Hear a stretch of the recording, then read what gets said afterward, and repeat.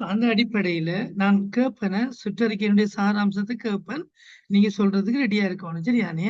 சுற்றறிக்கையை வாசிக்க ஃபுல்லா தேவையில்லை. நீங்க விளக்கத்தை சொல்லக்கூடிய மாதிரி இருக்கணும். அதுல என்ன சொல்லப்பட்டிருக்கின்ற ரைட்.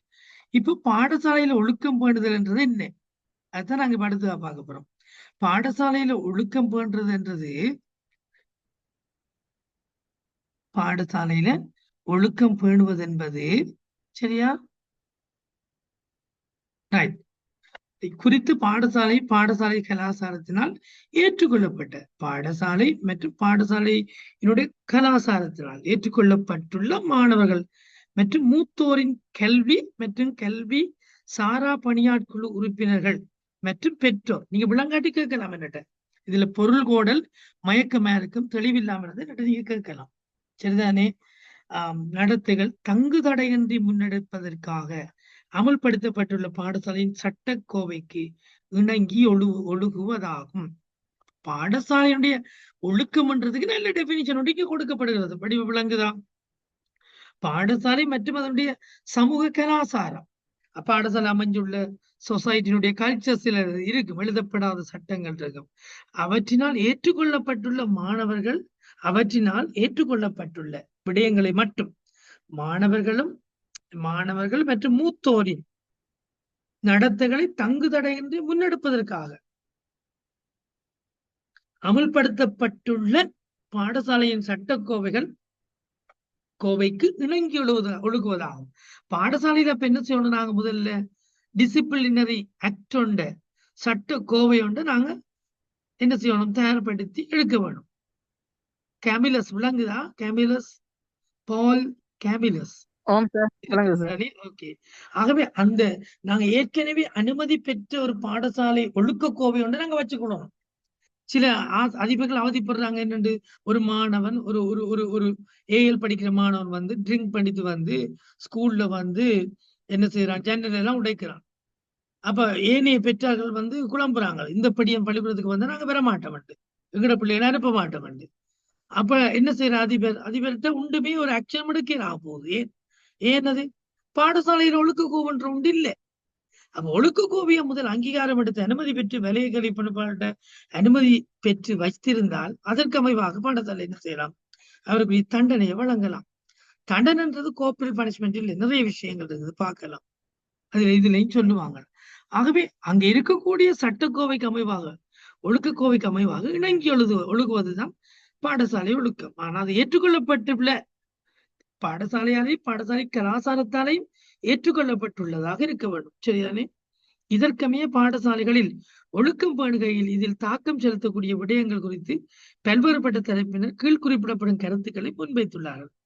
அப்ப ஒழுக்கம் சார்பாக பலதரப்பட்ட விஷயங்களை சொன்னாலும் கூட இங்க வந்து பட்டியல் படுத்தப்பட்டது உண்டு. பிள்ளைகளுடன் சிறந்த உறவுகளை கட்டியெழுப்புவதனூடாக மாணவர்கள் மத்தியில் தமது பொறுப்புகள் பற்றிய உணர்வுகளை கிரமமாக ஒழுங்காக வளர்ப்பதன் மூலம், ஒழுங்காக ஒன்றுக்கு பின்ன ஒன்றாக அடுத்தடுத்ததாக வளர்ப்பதன் மூலம் மாணவர்களின் சுய ஒழுக்கத்தை ஏற்படுத்துவதற்கான இயலுமை ஆசிரியர்களுக்கு காணப்படுகிறது. ஆகவே மாணவர்களிடம் சுய ஒழுக்கத்தை ஏற்படுத்த வேண்டிய மிக முக்கியமான பொறுப்பு வந்து ஆசிரியர்களுடையது. இதுல இருந்து ஆசிரியர்கள் விலகி செல்ல முடியாது. ஆகவே சுய ஒழுக்கத்தை ஏற்படுத்துவதற்கான ஒழுங்குகளை ஆசிரியர்கள் பார்க்குவாங்க. சரி, அதுக்கான இயலுமை உங்களுக்கு இதனூடாக வழங்கப்படுகிறது. ஆசிரியர்களுக்கு போன்ற மாணவர்களுக்கும் தமக்கே உரித்தான தனிப்பட்ட சிக்கல்கள் காணப்படும். அந்த சிக்கல்களை தனித்தனி அடையாளம் காண்பதற்கும் அவர்களே அவருடைய பிரச்சனையை காணலாம். அவ்வாறு அடையாளம் காணப்படும் சிக்கல்கள் தொடர்பில் நடவடிக்கைகளை மேற்கொள்வதற்கு பொருத்தமான செயல்முறைகளை தயார் செய்து கொள்ள உதவும் அறிவு ஆற்றலை ஆசிரியர்களில் வளர்ப்பதன் மூலமும் மாணவர்களின் ஒழுக்கத்தை பண்ணுவதற்கான இயல்பை காணப்படுகிறது. இங்க கவனமா இருக்கணும். மாணவர்கிட்டையும் சில பிரச்சனைகள் இருக்கு. அத சில வேளையில மாணவர்கள்ட்ட இருக்கிற பிரச்சனைகளை நம்ம இனங்கண்டாலும் அந்த பிரச்சனைகள் தொடர்புள்ள உரிய நடவடிக்கைகளை மேற்கொள்றதுக்கு வந்து சில செயல்முறைகளை நம்ம ப்ராசஸ் அல்லது ஏதாவது சிஸ்டத்தை நம்ம டெவலப் பண்ணணும். அப்ப அந்த சிஸ்டத்தை டெவலப் பண்ணணும்டா பாடசாலையில அதுக்கு உதவக்கூடிய அறிவையும் ஆற்றலையும் ஆசிரியர்களில் வளர்ப்பதன் மூலமும் மாணவர்களின் ஒழுக்கத்தை பேணுவதற்கான இயலுமை காணப்படுகிறது. இங்க மறைமுகமாக சொல்ல போனா ஆசிரியர்கள் உதாரணமாக ஒரு ட்ரிங்க் பண்ற ஆசிரியர் மாணவர்களோட தண்ணி அடிக்கிற ஒரு ஆசிரியர் வந்து பிள்ளைகளுக்கு சொல்லிடலாம், ஏன் நீ என்ன மது போதை அருந்தக்கூடாது என்று சொல்லலாமா? அவனை சிரிப்பான் கையை வச்சு. என்ன சொல்றீங்க? வாத்தியார கிண்டல் பண்ணுவான். என்ன சொல்றீங்க? ஆகவே அந்த மாதிரியான இயலுமை ஆற்றலையும் ஆசிரியர்களுக்கு நாங்க முதல்ல வளர்க்க வேணும் இல்லையா? உதாரணமாக சிகரெட் குடிக்க கூடாதுன்னா ஆசிரியர் முதல் சிகரெட் குடிக்காம இருக்கணுமே. நாங்க ஒரு டீம் இன்ஸ்பெக்ஷனுக்கு போனோம். ஒரு குறிப்பிட்ட சாரை தேடுறாங்க ஆளையே காணல. இன்னொரு சார் சொன்னார், சார் அந்த வாஷ்ரூம் பாருங்க. அங்க பார்த்தோம். என்னடா புகை வருது அதுக்குள்ளார. என்னடா அங்க குந்தி இருந்து அவர் தம் அடிக்கிறார். யாரு? ஆசிரியர். பாடசாலை வளாகத்துக்குள்ள. அப்ப இப்படியான இதுகளை எல்லாம் ஒழுக்கமீனமான செயல்களை எல்லாம் குறைச்சி இழிவளவாக்கி ஆசிரியரிடம் அந்த மாதிரியான அறிவையும் ஆற்றலையும் விழிப்புணர்வை ஏற்படுத்த வேண்டும். அது கூட மாணவர்களிடம் சிறந்த ஒழுக்கத்தை வளர்ப்பதற்கு காரணமாக அமையலாம். பாடசாலைகளில் மாணவர்களுக்கு உகந்த ஒரு ஒரு ஒரு கற்றல் சூழலை கட்டி எழுப்புதல் மற்றும் இதனுடன் இணைந்ததாக பாடசாலைக்கென அடையாளம் காணப்பட்ட கல்வி நோக்குடன் மாணவர்களின் ஆற்றல்களை அபிவிருத்தி செய்வதற்கான வேலை திட்டங்களை நடைமுறைப்படுத்துவதன் மூலம் மாணவர்கள் மத்தியில் சுய ஒழுக்க கட்டுப்பாட்டை ஏற்படுத்துவதற்கான வாய்ப்பு கிட்டுவதனாலும் ஒழுக்கம் பேணுவதற்கான இயலுமை அதிகரிக்கின்றது. இது விளங்கிட்டா யாராவது இந்த பந்தி எனக்கு சொல்லுங்க பார்க்கலாம், என்ன விளங்கி இருக்குன்னு பார்ப்போம். சார்ஜ் சொல்லுங்க பார்க்கலாம், இந்த பந்தியில உங்களுக்கு என்ன விளங்குது? சொல்லுங்க சார்ஜ். சார் சார் மாணவர்களுக்கான சிறந்த ஒரு கற்றல் சூழலை வந்து பாடசாலை வந்து கட்டாயம் ஏற்படுத்தி கொடுக்கணும் அப்படிங்கிறது சார். அது இல்லாம அதனூடாக ஒரு சுய ஒழுக்க கட்டுப்பாட்டை வந்து பாடசாலை சமூகம் வந்து மாணவருக்கு அளிக்கணும் அப்படிங்கிறத என்ன இந்த மாதிரியான பந்து வேலைகள்? எடுத்துக்காட்டு சார். சுய ஒழுக்கம், மாணவர்களுடைய சுய ஒழுக்க கட்டுப்பாட்டை சுய ஒழுக்கம். மேற்கொள்வதற்கு மாணவர்களுடைய மேற்கொள்ளக்கூடிய அபிவிருத்தி வேலை திட்டங்கள் என்ன? கமோன், யாராவது சொல்லுங்க.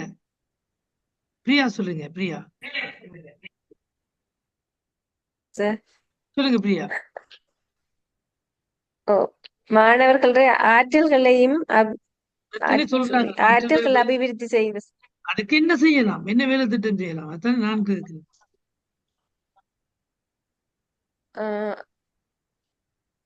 அடுத்தால் பாப்போம்.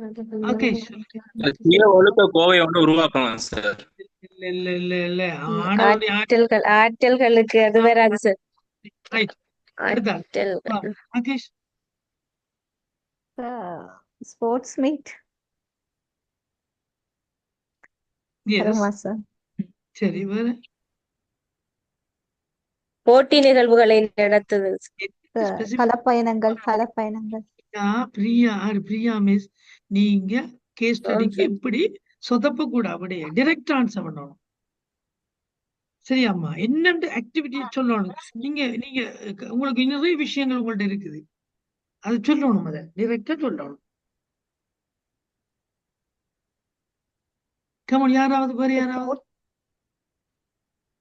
போட்டிகளை நடத்துறது சார். என்ன போட்டி? அதுதானே பிரியா மிஸ் சொன்னது. என்ன போட்டி?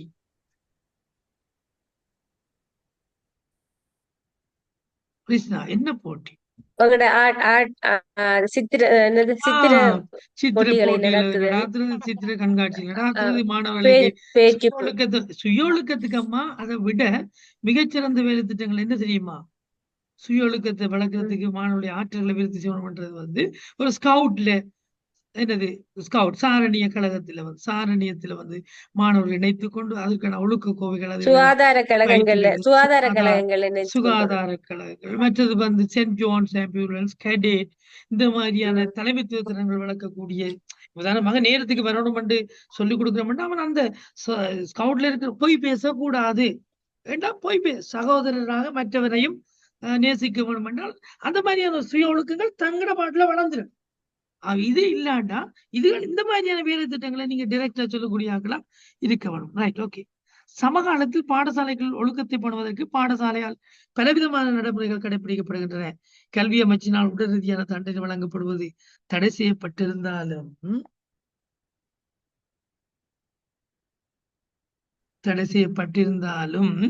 சரிதானே?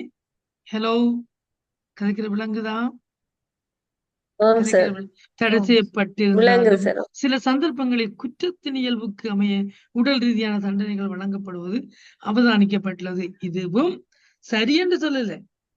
கோர்பரல் பனிஷ்மெண்ட் வந்து டோட்டலா நாங்க நிப்பாட்ட வேணும்.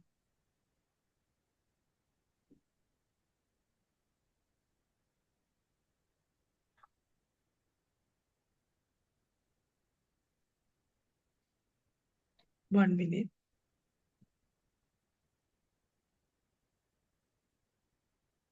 சில உடல் ரீதியான தண்டனை வழங்கல். வெயிட் வெயிட்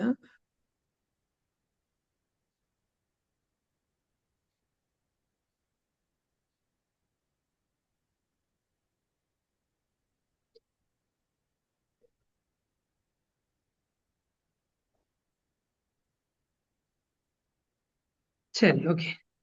உடல் ரீதியான தண்டனை வழங்கல் இதுல மிக முக்கியம், மாணவர்களுக்கு பாதுகாப்பை ஒழுங்கமைக்கும் போது பெற்றோருக்கு உள்ள பொறுப்புக்கு சமனான பொறுப்பு ஆசிரியர்களுக்கும் உள்ளது. இது வெறுக்காமல் பெற்றோருக்கு உள்ள பொறுப்பு போலதான் ஆசிரியர்களுக்கும் உள்ளது என்ற எண்ண கருத்தை அடிப்படையாக கொண்ட இன் லோகோ பேரண்டிஸ் அடிப்படையாக கொண்டு பாடசாலைகளில் எதிர்பார்க்கப்படும் நடத்தைகளுக்கு பொருத்தமற்ற நடத்தைகளை வெளிப்படுத்தும் மாணவர்களது இந்த ஒவ்வாத நடத்தைகளை தடுப்பதற்காக உடலுக்கு வேதனை தரும் வகையில் வழங்கும் தண்டனை உடல் ரீதியான தண்டனை எனப்படும். உடல் ரீதியான தண்டனை என்றா என்னென்று இங்க சொல்லப்படுது. லொக்கோ பேரண்ட்ஸ் என்றா என்னண்டா, பாடசாலையில 6 மணித்தியாலம் யார்கிட்ட இருக்க போறாங்க? பிள்ளைகள் ஆசிரியர்கிட்ட இருக்க போறாங்க இல்லையா? அவ ஆசிரியர்கிட்ட இருக்கிற பிள்ளைகள் அந்த பேரண்ட்ஸுக்கு பதிலாக தானே ஆசிரியர். உண்மையா பள்ளிக்கூடம் இல்லாட்டி என்ன நடக்கும்? பிள்ளைகள் எல்லாம் வீட்டுல பேரண்ட்ஸோட இருப்பாங்க.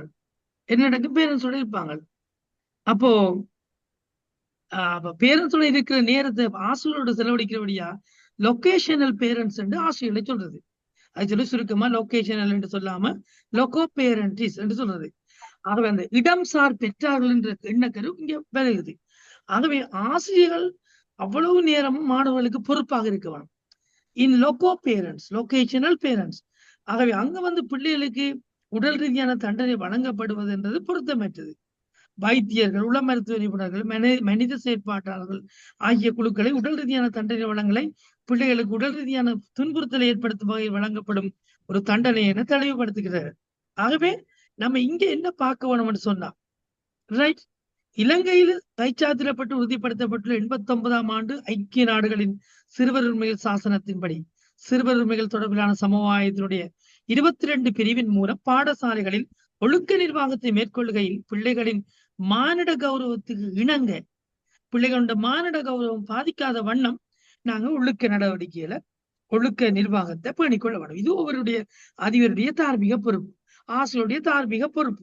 ஆகவே அதிபர்களும் ஆசிரியர்களும் என்ன செய்யணும்?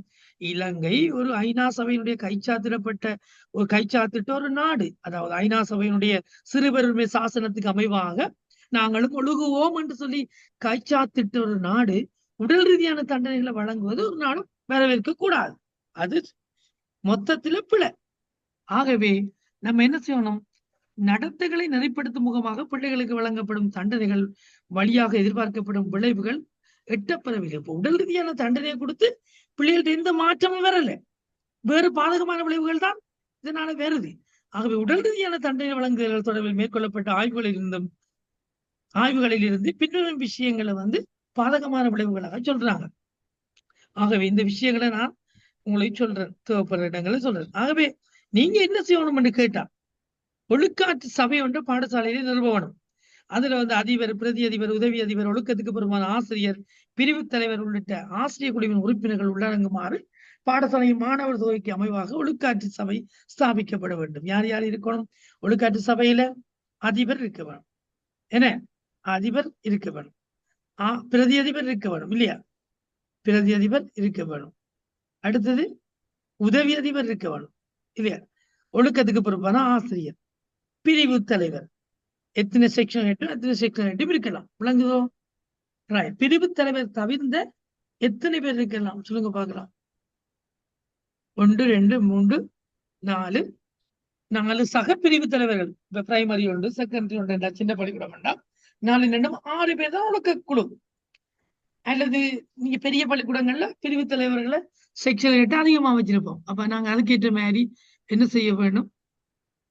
இந்த ஒழுக்க சபையை நம்ம தீர்மானிச்சு கொள்ளணும். முதலாவது வேலை ஒழுக்காற்று சபையை நியமனம் செய்து அனுமதி பெற வேணும்.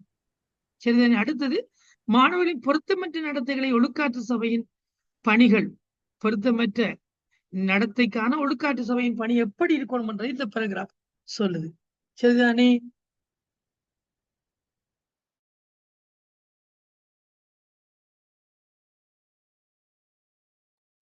அந்த அடிப்படையில இப்ப நாங்க பார்ப்போம் மாணவர்களின் பொருத்தமற்ற நடவடிக்கைகளுக்கு சரிதானே நடத்தைக்கு ஒழுக்காற்று சபையின் பணிகள் எப்படி இருக்கணும்ன்றதை நீங்க விளங்கிக் கொள்ளணும். இதுதான் மிக முக்கியமான ஏரியா. விளங்கிட்டுதான் இந்த முக்கியமான பகுதிகளை நீங்க கட்டாயம் நீங்க கொஞ்சம் பார்த்துட்டு போவோம். எல்லாம் பார்க்க தேவையில்லை. ரைட்? இப்ப உங்களுக்கு தெரியுமா? இதை நோட் பண்ணிக்கணும். ஒழுக்காற்று சபை என்ன நீங்க பார்க்க வேண்டிய மிக முக்கியமான விஷயம் ஒழுக்கம்ன்றதுக்கு என்ன வேலை விளக்கணும். பாடசாலையினுள் ஒழுக்கம்ன்றது என்ன? இரண்டாவது விஷயம் நீங்க பார்க்க வேணும். பாடசாலையினுள் ஒழுக்க சட்டக்கோவை. பாடசாலை ஒழுக்கம்ன்றது என்ன? பாடசாலை ஒழுக்கம் தொடர்பாக பாடசாலைக்கு இருக்க வேண்டிய முக்கிய பணி என்ன? நோட் பண்றீங்களா? இரண்டாவது, பாடசாலை ஒழுக்கம் என்றா என்ன? விளங்குதா நான் சொல்றது?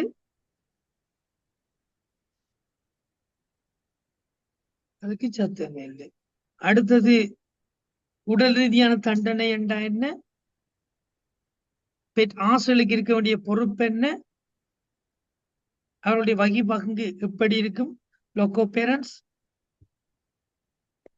இலங்கை சிறுவருமை தொடர்பாக கைச்சாத்திடப்பட்ட ஐநா சபையின் பிரகடனம்.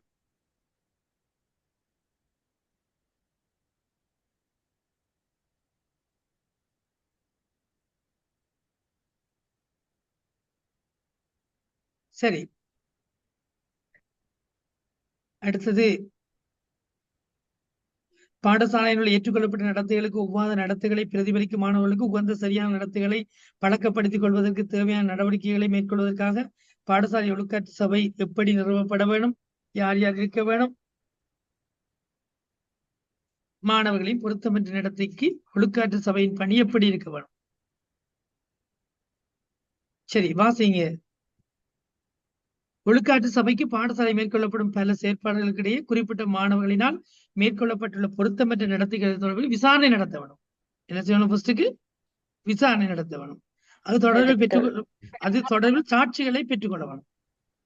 அத்தனை சாட்சிகளை முறையாக கோவைப்படுத்த வேணும். விசாரணை நடத்த வேணும். அவை தொடர்பான சாட்சிகளை பெற வேணும். அவற்றை கோவைப்படுத்த வேணும், கோப்பில் இட வேணும். இதற்கென சரியான ஒரு ஆவண கோப்பை பராமரிக்க வேணும்.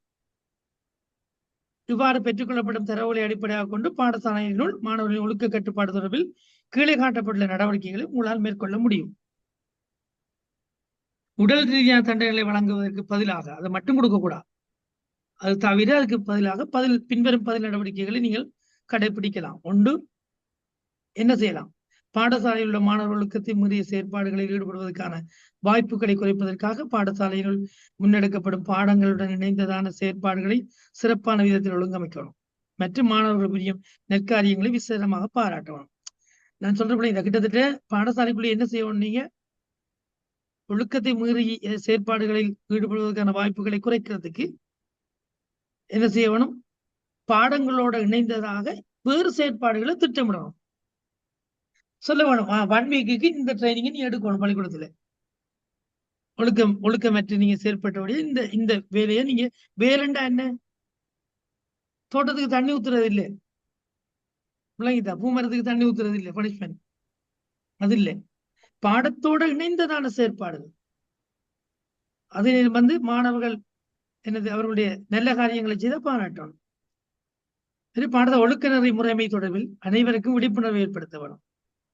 நற்செயல்களை மீளூட்டம் செய்ய வேண்டியதுடன் தவறான செயற்பாடுகளை அங்கீகரிக்க கூடாது என்பதுடன் இதனை ஊக்குவிக்கவும் கூடாது. சிறந்ததொரு நடத்தை முறைமையினை ஏற்படுத்துவதற்கும் பாடசாலை ஒழுக்கத்தை பண்ணுவதற்கும் ஒழுக்கமாக நடந்து கொள்வதன் முக்கியத்துவத்தை புரிய வைப்பதற்கும்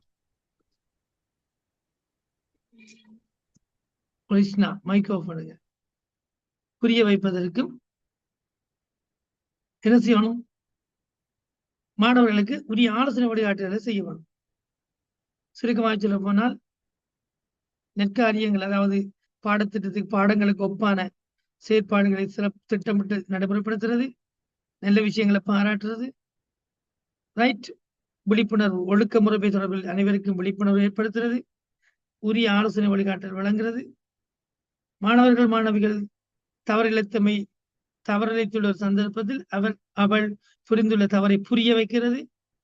அடிச்சாதான் புரிய வைக்கணும்னு நினைக்க கூடாதா?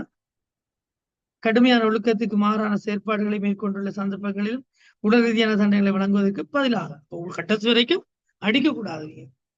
எச்சரித்தல் மற்றும் நிலைமைக்கு ஏற்றவாறு பெற்றார்கள் மற்றும் பாதுகாவலர்களை அழைத்து இது தொடர்பில் விளங்க வைத்து அவர்களை அறிவுறுத்துதல், உடல் உள்ள துன்புறுத்தல்களுக்கு இலக்காகாத வகையில் மாணவர்களுக்கு உளநிலையை அபிவிருத்தி செய்யக்கூடிய செயற்பாடுகளை முன்னெடுப்பதற்கு நடவடிக்கைகளை மேற்கொள்வது. தற்செயலா நீங்க ஆலோசனை கூறக்குள்ள பிள்ளையை பாதிச்சுன்னா அவன் போய் கேஸ் ஃபைல் பண்ணுவான், மனித உரிமைக்கு போயிடுவான். எனக்கு இது உல நெறி சிக்கலா இருக்குது, டீச்சர் இப்படி எனக்கு அழிச்சிட்டா எனக்கு உள்ள நெருக்கடா இருக்குதுன்னு சொல்லி அது வேற கேஸா முடியும் உங்களுக்கு பிறகு. அடுத்தது அவ்வாறு கடுமையான விதத்தில் ஒழுக்கத்தை மீறிய ஒரு செயல் மேற்கொள்ளப்பட்டிருந்தா அந்த சந்தர்ப்பத்தில் பெற்றோர்கள் பாதுகாவலர்களை போன்று கல்வி அதிகாரிகளை அறிவுறுத்தி அவர்களுக்கு சொல்லி 2 வாரத்துக்கு மேற்படாத வகுப்பு தடையை அமல்படுத்தல். only 2 வீக்ஸுக்கு மேற்படாத வகுப்பு தடையை அறிமுகம் செய்தது. தவறிழைத்த ஆனா வலயத்துக்கு இன்பம் பண்ணணும். தவறிழைத்த மாணவர் மாணவி அனுபவித்த சிறப்புரிமைகளை மட்டுப்படுத்தணும், இடைநிறுத்தணும். உதாரணமா மாணவர் ப்ரிஃபெக்டா அதை தடுக்கணும், வகுப்பு தலைவர் கிளாஸ் மானிட்டர் அதையும் நீக்க வேணும். தற்காலிகமாக இல்லை, சிறப்புரிமைகளை மட்டுப்படுத்தணும், குறைக்கணும். இப்ப சீனியர் ப்ரிஃபெக்டா இருந்தா ப்ரிஃபெக்ட் ஆகுறது, அல்லது கிளாஸ் மானிட்டரா இருந்தா அதுல இருந்து எடுக்கிறது, இல்ல ப்ரிஃபெக்ட்ல இருந்து நிப்பாட்டுறதும் கூட செய்யலாம், இடைநிறுத்துறது செய்யலாம். ஆனா கவனம் எடுத்த உடனே இது ரெண்டையும் செய்யக்கூடாது. அதுக்கு மேல நிறைய விஷயங்கள் எல்லாம் இருக்குது. கேஸுக்கு போனால், ஹியூமன் ரைட்ஸுக்கு போனால் இதெல்லாம் செய்தீங்களா நீங்கன்றதுக்கு ஆதாரம் பண்ணும். இதெல்லாம் செய்து பார்த்து 7வது பட்சத்துலதான் நாங்க இப்படி செய்தனாங்க, வகுப்பு தடை விதிச்சுனாங்க, இதை பறிச்சுனாங்க, பதவியை பறிச்சுனாங்க என்று சொல்லப்படும். நீங்க சரிதானே? விளங்கு ஆசிரியர்கள் விளங்குதானே? பாடசாலை ஒழுக்காற்று சபையினால் மிகவும் பாரதூரமான ஒழுக்கத்தை மீறிய ஒரு செயலை மேற்கொள்ளப்பட்டுள்ளதாக தீர்மானிக்கப்படும் ஒரு பட்சத்தில் குறித்த செயலின் தன்மை மற்றும் அதன் கடுமையை பொறுத்து வலயக்கல்வி பாடலின் அல்லது மாகாண கல்வி பணிப்பாளர் முன்கூட்டி அனுமதியுடன் 2 காலத்துக்கு அதிகமான ஒரு காலப்பகுதிக்கு வகுப்பு தடையை மேற்கொள்ளுதல் அல்லது பிள்ளையை பெரிதொரு பாடசாலை கல்வி பயின்ற அதே தரத்துக்கு மாற்றுதல். எங்க பாடசாலை ஒழுக்காற்று சபையினால் மிகவும் பாரதூரமான ஒழுக்கத்தை மீறிய ஒரு செயல் மேற்கொள்ளப்பட்டுள்ளதாக அவங்க தீர்மானிச்சால், இல்லை இங்க வச்சிருக்கீங்க வேற ஒரு பள்ளிக்கூடத்துக்கு தான் போகணும் என்றால் நீங்க அங்கே மாத்துறது. ஆனா ஜட்டிக்கு பிடிக்கு ஒரு ஆள்கிட்ட அனுமதி இருக்கணும். அல்லதுன்னு சொன்னபடியா ஜட்டிட்டு எடுத்தாலும் போக பீரியட் எடுத்தாலும் சொல்லுவாங்க. மேற்கூறிய இந்த பாருங்க 6-7 கீழ் நடைமுறைப்படுத்தப்படும் போது அதிபரால் பாடசாலை ஒழுக்காற்று சபையை கூட்டித்தான் எடுக்கணும். எது? 6 வகுப்பு தடையும் பதவியை பறிக்கிறது. 6 மற்றும் 7 கீழ் நடைமுறைப்படுத்தப்படும் தண்டனைகளின் போது அதிபரால் பாடசாலை ஒழுக்காற்று சபையை கூட்டி அதனூடாகத்தான் மேற்கொள்ள வேண்டும். தண்டை பாட்டில் நிச்சயமாயிரு செய்ய இயலாது. விளங்கிட்டுதோ? அடுத்தது 7-8 குறிப்பிடப்படும் செயற்பாடுகளை மேற்கொள்ளுகை இருந்தார்கள். 7-8 செய்யுகின்ற பொழுது கவனமா இருக்கணும். அதிபர் இது தொடர்பில் சம்பவ திரட்டு புத்தகத்தில் லொக் புத்தகம் இருக்குதானே, லொக்கில் எழுதப்படும். மேற்கொள்ளப்பட்ட விதத்தில் மாணவர்கள் மத்தியில் நன்னடத்தினர்களை ஏற்படுத்தும் முகமாக மேற்கொள்ளப்பட்ட நடவடிக்கைகளை கல்லூரியின் முதன்மை கூட்டம் அல்லது விளம்பர பதாதைகள் மூலம் பாடசாலையை பிரசுரித்தப்படுத்தாமல் இருப்பதற்கு கவனமாயிருத்தல் வேண்டும். நோட்டீஸ்ல எல்லாம் போடக்கூடாது. இந்த மாணவர்களுக்கு வகுப்பு தடை விதிக்கப்பட்டுள்ளதுல போடக்கூடாது. சரிதானே? இத்தகைய செயற்பாடுகளை மாணவர் மாணவியின் தனிப்பட்ட சுய கௌரவம் பாதிக்கப்படுகின்ற விதத்தில் மேற்கொள்ளுதல், பாதுகாக்கப்படுகின்ற விதத்தில் மேற்கொள்ள வேண்டும். சரிதானே?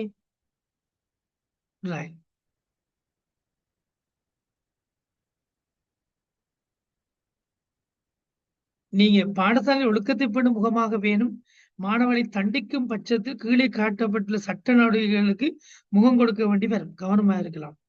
நான் சொன்னேன் உங்களுக்கு, இலங்கை ஜனநாயக சோசலிச குடியரசு அரசியல் யாப்பின் 3வது பந்தி 2வது பிரிவு மற்றும் 126 பிரிவு பிரகாரம் அடிப்படை உரிமை மீதான வழக்கொன்று உருவாக்கப்படலாம் உங்களுக்கு எதிராக.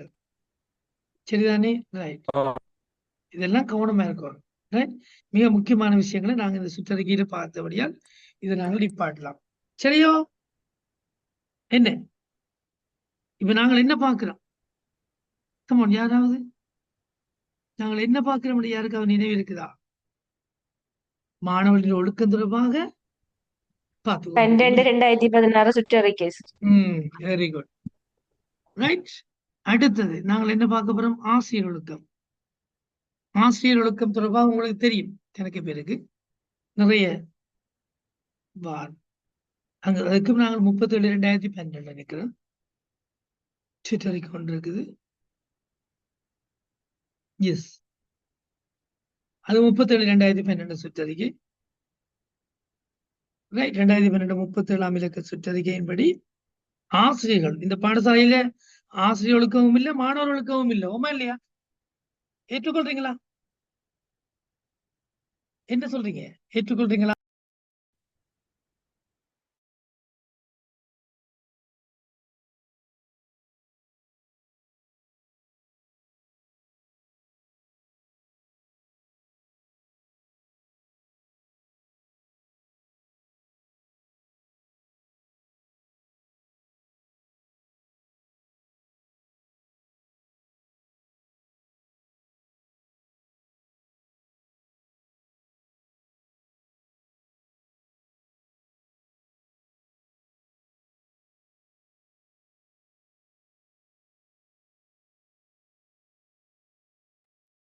சரி, இது தொடர்பாக நாங்க பார்ப்போம். 2012 37ஆம் இலக்க சுற்றறிக்கையின்படி 2012 37ஆம் இலக்க சுற்றறிக்கையின்படி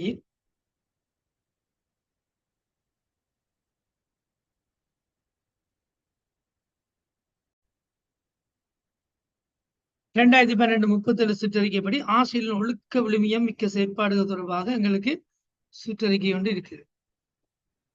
சரியா? ரைட். ஒழுக்க விழுமியம் தொடர்பான சுற்றறிக்கை ஒன்று இருக்குது. சார்பாக நாங்கள் டிஸ்கஸ் பண்ணுவோம். இதுல கணக்கு பேர் போறீங்க வாரீங்க ஒன்று பிள்ளைங்க, இதுல யாரு வாரீங்க யாரு போறீங்க கதைக்க விரும்புறேன். இதுல எனக்கு சொல்லணும். இப்ப முதல்ல நான் கழிச்சாதான் அடுத்த ஸ்டெப்பு போகலாம். சான்ஸ் சரி. 5 ஸ்டார் எங்க இருந்து வாரீங்க? 5 ஸ்டார் நீங்க சொல்லாட்டி நான் உங்களை ரிமூவ் பண்றேன் குரூப்ல இருந்து.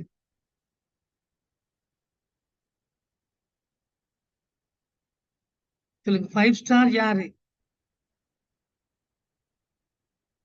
நீங்க கதை காட்டி நான் உங்களை ரிமூவ் பண்றேன்னா? சிலோல சார். சிலோ. நீங்க இடையிலே வந்து போறீங்க, கிளாஸ் தொடர போறீங்களா? சிக்னல் பிரச்சனை, மழை சிக்னல் கொஞ்சம் வந்து நீங்க தொடர்ந்து கிளாஸுக்கு வர ஐடியா இருக்கா? சார். ஓகே, ஜாயின் பண்ணுங்க, பிரச்சனை இல்லை. ரைட். அடுத்தது இமானுவல், இடையில வந்து போறீங்க. இந்த சிக்னல் பிரச்சனையா உங்களுக்கு? எனக்கு தெரியும் எல்லா இடத்துலயும் அந்த இஷ்யூஸ் இருக்குது, பிரச்சனை இல்லை. குமுதினி யாரு? குமுதினி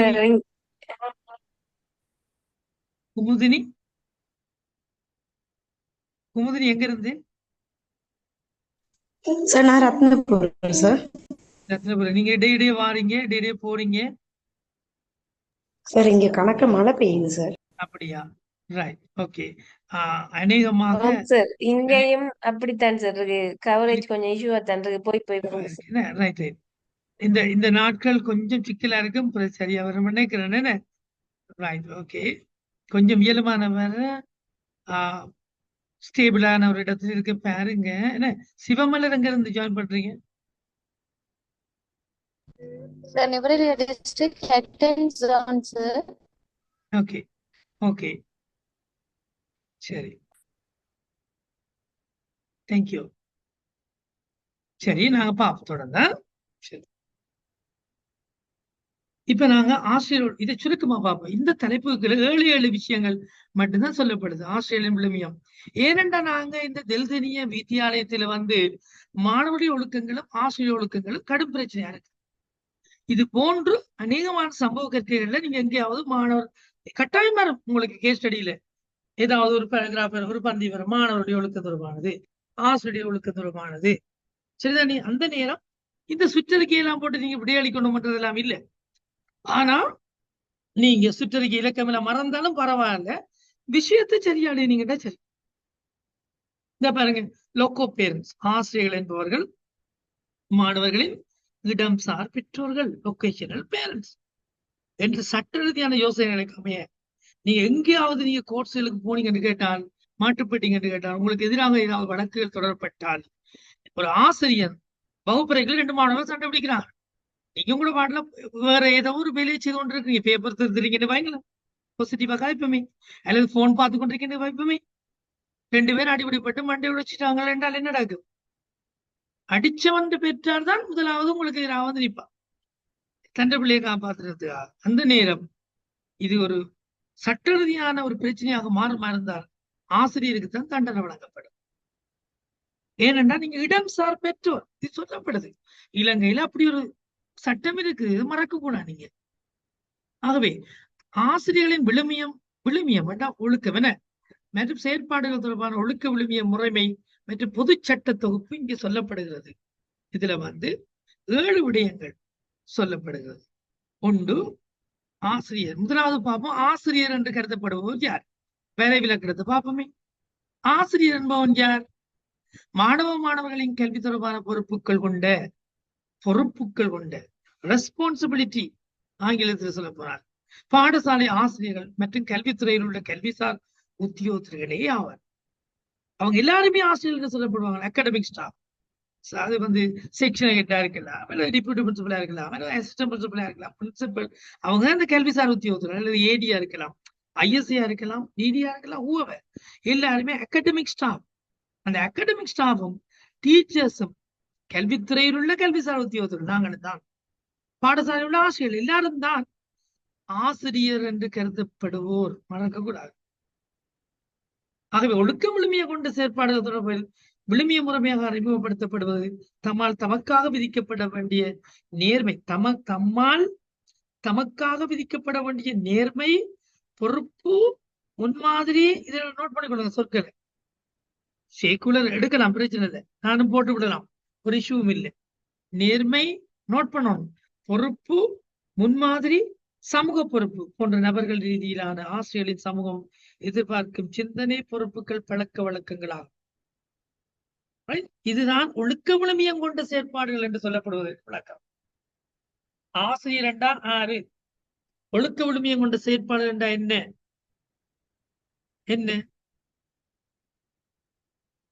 என்னது?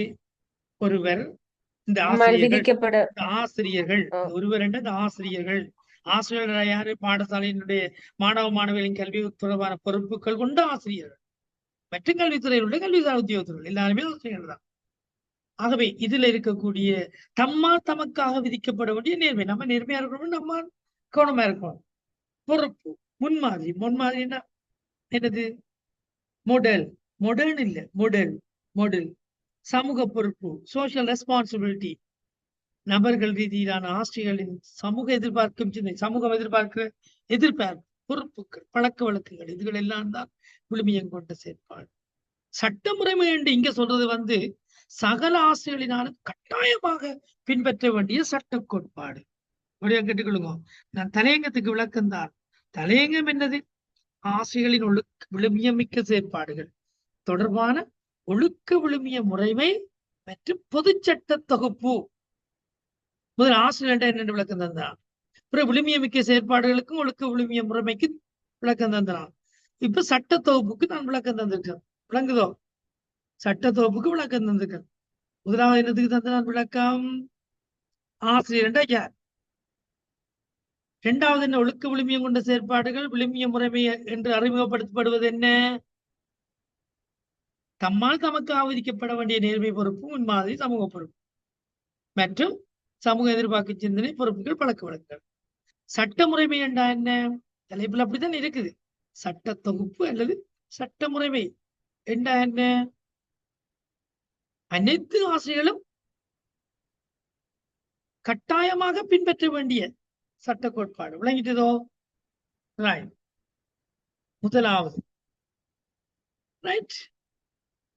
முதலாவது விஷயம் என்னன்னு கேட்டால், ஆசிரியர்கள் தனிப்பட்ட ரீதியில ஆசிரியர்களின் விழுமியமிக்க செயற்பாடு தொடர்பாக இந்த சட்டக்கோவை என்ன சொல்லுது? 8 துறைகளூடாக ஒழுக்க விழுமிய முறைமைகள் கட்டியெழுப்பப்பட்டிருக்கு. ஆசிரியரிடமிருந்து பின்வரும் விஷயங்கள் எதிர்பார்க்கப்படுகிறது. ஒன்று, தனிப்பட்ட ரீதியில ஒரு ஆசிரியர் என்று சொல்லக்கூடியவாறு ஆசிரியர்கள் தனிப்பட்ட ரீதியில். இதான் முதலாவது விஷயம்.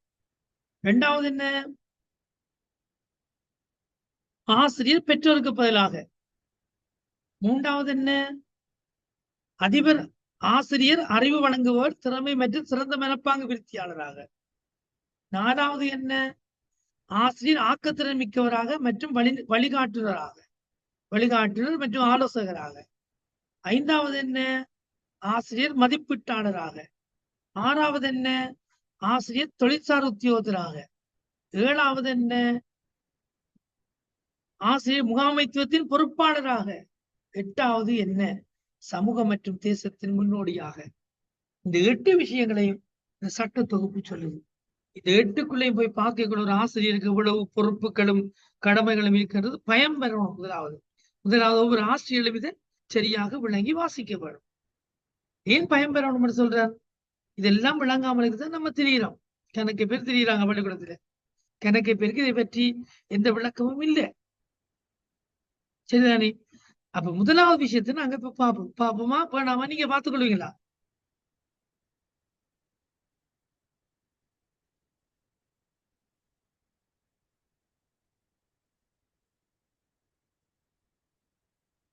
வாசிச்சுட்டு போவோம் சார்.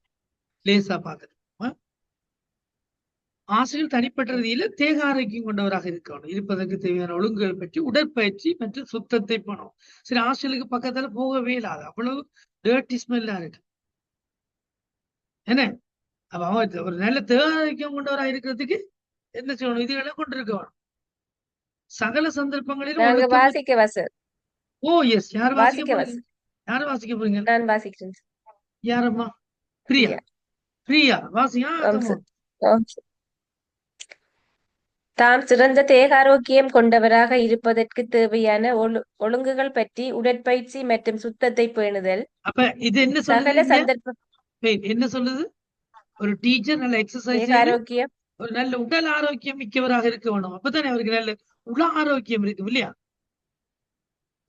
உண்மை இல்லையா? மற்ற சுத்தத்தை பேணக்கூடிய சுத்தத்தை பேணக்கூடிய. இரண்டாவது, சகல சந்தர்ப்பங்களிலும் ஒழுக்கம் மற்றும் விழுமியத்தை பாதுகாக்கக்கூடியவாறு